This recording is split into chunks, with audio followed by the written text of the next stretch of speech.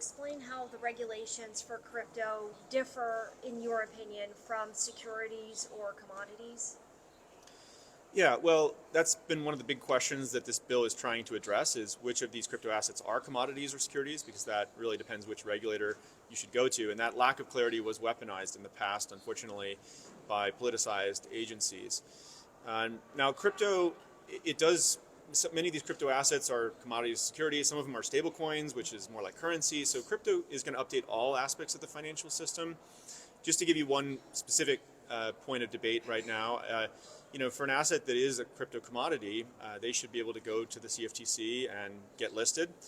The draft, that was one of the issues in the draft text. It actually said that all crypto assets have to go to the SEC first, and they have 60 days to review it. Only if they decline to take it on does it go to the CFTC. That undermines the authority of the CFTC. It makes it effectively a subsidiary or subservient to the SEC, and I think the Senate Ag Committee would not stand for that.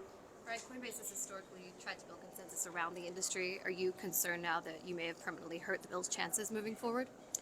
No, I think that most of the rest of the industry shares our concerns with the draft text. There's differing views about, could this be cleaned up later or should it be cleaned up now? And so everyone is going out there and stating their own opinion.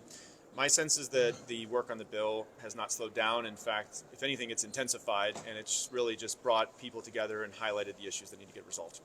You've got a solid block on the Senate Banking Committee at this point of Democrats and a couple of Republicans who disagree with you on the yield issue. How are you going to address that specifically when it doesn't seem like you have the purchase that you need with those policymakers at this point? Yeah, well, I don't want to call it any specific names. I think there's actually more consensus on this than people think. The way to solve this is to say, that you should be able to pay rewards not solely based on holding a balance. Like there has to be some other type of customer activity, whether that's trading or payments or you've been a customer for 3 years. That's what a reward program means. And by the way, the banks have their own credit card rewards programs that they hold as sacrosanct. So to me, that would be a level playing field that everybody could get on board with. I think there's a way to solve this, and I would love to spend more time just chatting with the bank CEOs directly. Sometimes you just get the principals in the room, and they're smart and they're very commercially minded. In fact, Coinbase is actually doing crypto stablecoin integrations with many of them on the commercial side. It's the lobbying arm that is saying something a little bit different. And so, getting the principals in the room might solve it. You had a meeting with Senator Tom Tillis yesterday, I think right maybe before you made your announcement about the bill. How was that meeting with Senator Tillis? Because he's one of the ones pushing for a more restrictive stablecoin yield treatment. Yeah, well, I don't want to say anything private that was said in the room, but I found him to be very constructive, and I think he wants to get this bill through as well. And, he has bank constituents in his state. I reminded him that Coinbase is also in his state. We actually have an office we opened there with about 300 people, and we have hundreds of thousands of customers. And I think the important principle here, he's a football guy, so, the integrity of the game is having equal rules for both teams, right? It wouldn't be fair if one team could pass the ball and run the ball, and the other team could only pass it.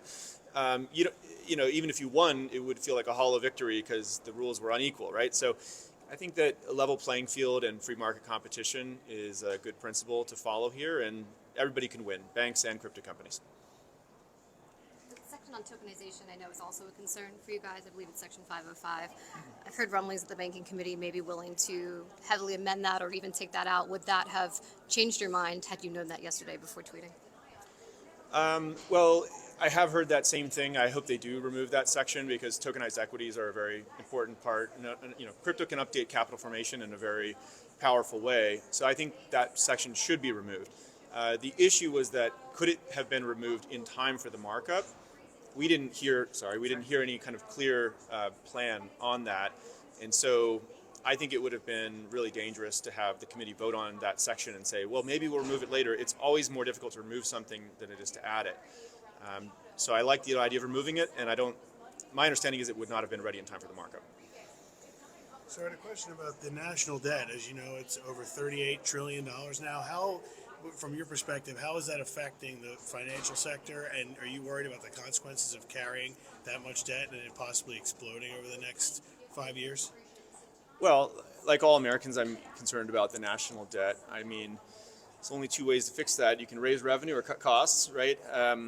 And I think that one way you can raise revenue is we're seeing good GDP growth numbers, for instance. I mean, having clear rules actually facilitates business in the United States. When we saw Genius get passed, for instance, I think in the following 3 months, like 200 companies, like major huge companies announced stablecoin integrations. It drove a ton of economic activity in American companies. And if we can get a good market structure bill passed, it'll also facilitate a ton of new growth and opportunity to grow the economy and tax revenue. But I'd rather have no bill than a bad bill. It has to be the right bill. Have you had any direct engagement with the president on any of these policies? Well, at various times I've connected with the president. He's very passionate about crypto, as you know, and he has a crypto agenda that he wants to get through. I think he also, my worry is that the current draft text of the market structure bill that we saw would have really undermined the president's crypto agenda and the Genius Act that just got passed into law. And so I have concerns about that. In theory, the next thing after market structure, if we get through this, is going to be crypto tax. Can you outline your priorities, anything you're worried about with Congress reopening crypto tax policy? Yeah, so you're right. I do think that there's a lot of opportunity to get more clarity on crypto tax policy. Like, for instance, there should probably be a de minimis exemption when people are spending crypto, so you don't have to do tons of paperwork and file taxes like when you want to buy a cup of coffee, for instance. So these are the kinds of things that would be done it'd be a budget neutral way, is my understanding about how they want to get that done.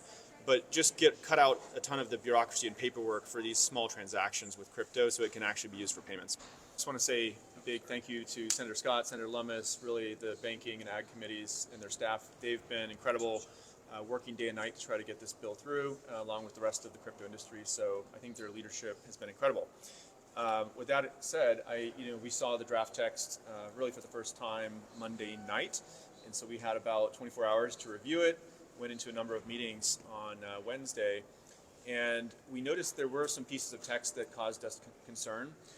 And going into a committee markup like that, there were no amendments that had been filed that would have addressed those issues, so we didn't see a path to actually fix that text before the committee voted. And so that caused us concerns. I've iterated some of them publicly already, but one of the big ones is around stablecoin rewards. Right now, the banks, I feel, are trying to ban their competition in a way that would harm the average American consumer.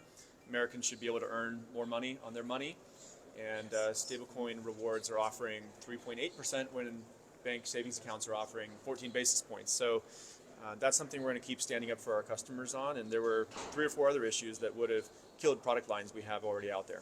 So what are the next steps with the committee, and will you be working to fix those amendments? Yeah, so this is an ongoing negotiation process, and I think it's been very healthy. Everyone is leaned in, continuing to iterate on this. I'm excited to meet with the banks, and many of them, I think, are very smart. They're thinking about this as an opportunity to grow their own business with stablecoins, which we would be very supportive of. Some of their policy folks are thinking of it more as zero sum and want to try to ban their competition, which I don't think is ethical. So I suspect there's a way we can get to a good resolution and fix some of the issues in the text. Do other industry leaders share your perspective with what needs to change here? I think many other industry leaders mentioned that the bill text has issues that they're uncomfortable with. So this is all part of a healthy process that these things can get resolved. Thank you, sir. Appreciate it. Hey, there's people around here today on Capitol Hill and in the industry who are angry at you and angry at Coinbase. They wanted this markup to go forward, and they say, why should Coinbase get to call the shots? What's your response to that? Yeah, well, tensions are obviously a little high, as in any good negotiation, but I was very careful not to opine on whether the markup should happen or not. I did feel like I felt a responsibility to speak up for our customers and the 52 million Americans who use crypto and say that the current draft text would be materially worse for them. So I felt an obligation to stand up for our customers, but I defer to the Senate procedurally on what happens next and in what order.